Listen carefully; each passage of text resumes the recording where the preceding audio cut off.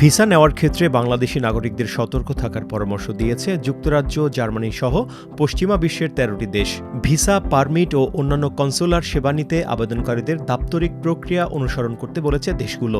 সেবা নেওয়ার ক্ষেত্রে অনিয়ম হলে ভিসা প্রক্রিয়ায় দেরি, সীমান্তে প্রবেশে বাধা ও গুরুতর আইনি জটিলতা তৈরি হতে পারে। ৮ এপ্রিল ১৩টি দেশের এক যৌথ বিবৃতিতে এই নির্দেশনা দেওয়া হয়েছে। দেশগুলো হল যুক্তরাজ্য, Canada, Germany, Denmark, France, Hungary, Italy, Netherlands, Norway, Spain, Sweden, Switzerland ও অস্ট্রেলিয়া। যুক্তরাজ্য, জার্মানি, অস্ট্রেলিয়া সহ ঢাকায় অবস্থিত সংশ্লিষ্ট কয়েকটি দেশের হাইকমিশন, দূতাবাস নিজেদের ফেসবুক পেজে বিবৃতিটি প্রকাশ করেছে।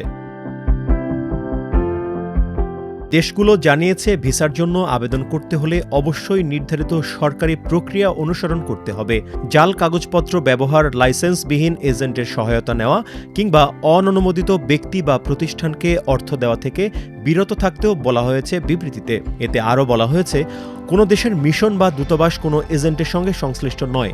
তাই ভিসা প্রক্রিয়ায় বিশেষ সুবিধা বা প্রভাব বিস্তারের দাবি করে এমন মধ্যস্থতাকারীদের উপর নির্ভর না করতে বিশেষভাবে পরামর্শ দেওয়া হয়েছে।